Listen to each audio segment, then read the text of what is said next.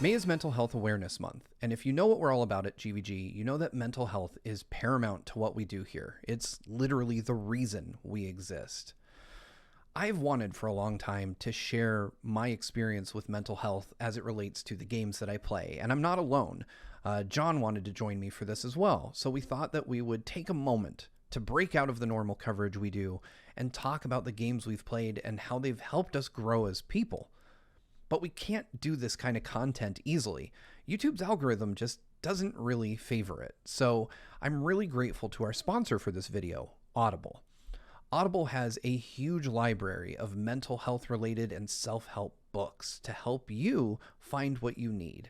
I'm a huge fan of Help Me, I'm Stuck by Vaughn Carter. It helped me realize that I don't need to endlessly plan, and sometimes it's better to just do. And as a creator, that helps me so much because it lightens my stress. Knowing there are tons of videos I have to make and endlessly planning on how to shoot them doesn't really help me. But what does help me is the perspective of somebody who can make me realize that it's okay to do your best in that moment, make the best thing you can, and then move on to the next thing and improve as you create.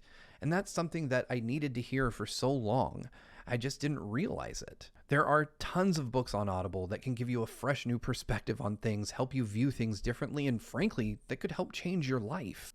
Audible makes it easy to listen to these books anywhere, while you do chores, while you clean the house, while you work on a video, even like this one. I've listened to audiobooks while I create content for GVG many times, especially when I feel like I need an extra boost of motivation.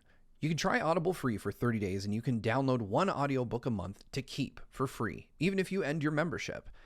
Head over to audible.com/goodvibes or text goodvibes to 500-500 to start your trial today. Thanks again to Audible for sponsoring this video. And with that, let's throw it over to John. You know, I thought about this for a while. I think it's very important to tell traditional stories of mental health. People can learn they're not alone. There are people out there going through very similar things, and there are resources to help. However, the video game industry is very unique in that we can experience these feelings ourselves, rather than it being told to us. So for me, one of the most impactful mental health games is Celeste. Now this one does both.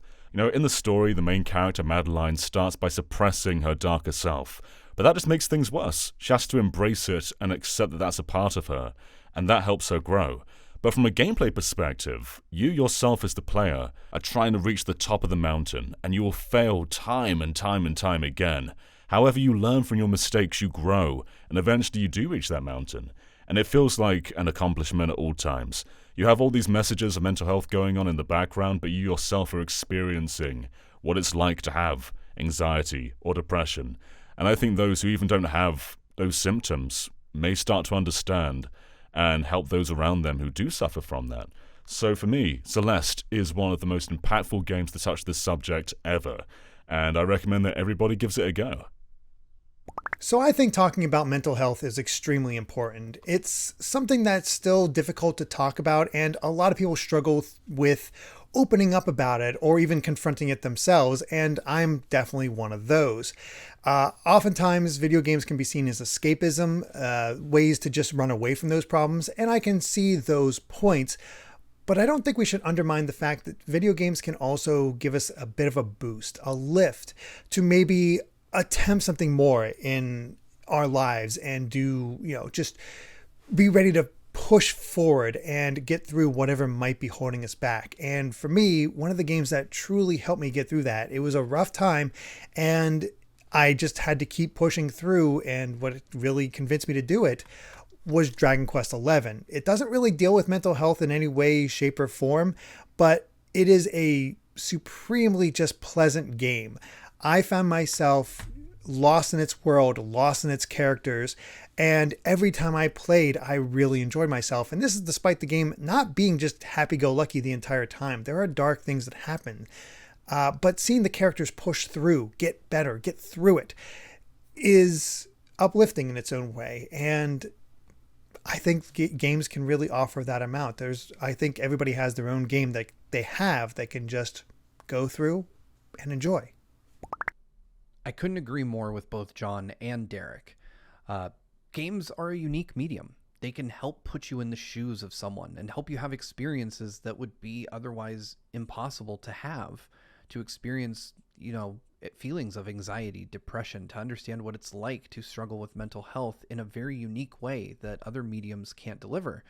And for Derek, it's also a great form of escapism, a way to help you when you're struggling with real life, to put you in another place, in another time, and to help you feel like the troubles in your world are far away.